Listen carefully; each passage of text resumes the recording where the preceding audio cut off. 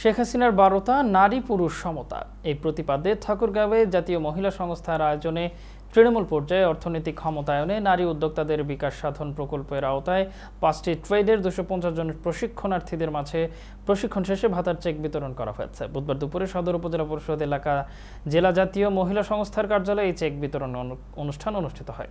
জাতীয় মহিলা সংস্থার ঠাকুরগাঁও জেলা কর্মকর্তা সাদিকুল ইসলামের সভাপতিত্বে এ সময় বক্তব্য রাখেন জেলা জাতীয় মহিলা সংস্থার চেয়ারম্যান অধ্যক্ষ তাহমিনা আক্তার মোল্লা, জেলা আওয়ামী লীগের মহিলা বিষয়ক সম্পাদিকা আয়েশা সিদ্দিকা তুলি, সদর উপজেলা সমন্বয়কারী রাশিকা বেগম সহ অনেকেই। অধ্যক্ষ তাহমিনা আক্তার মোল্লা বলেন, বর্তমান সরকার নারী বান্ধব একটি সরকার। এই সরকার প্রত্যেক নারীদের কথা ভাবে, কেউ যেন ঘরে না বসে থাকে, উদ্যোক্তা তৈরি হয়ে যেন নিজের স্বাবলম্বী হতে পারে। সেই সাথে তিনি আরো বলেন, সকল নারীরা এখন পর্যন্ত ঘরে বসে রয়েছেন, তারা সকলেই কাজে লেগে পড়ুন, নিজে উদ্যোক্তা হয়ে গড়ে উঠুন। এ সময় সদর উপজেলা ৫টি ট্রেডে ২৫০ জন নারী প্রশিক্ষণার্থীদের বিভিন্ন অঙ্কে প্রায় ৩০ লাখ টাকার চেক বিতরণ করা হয়েছে।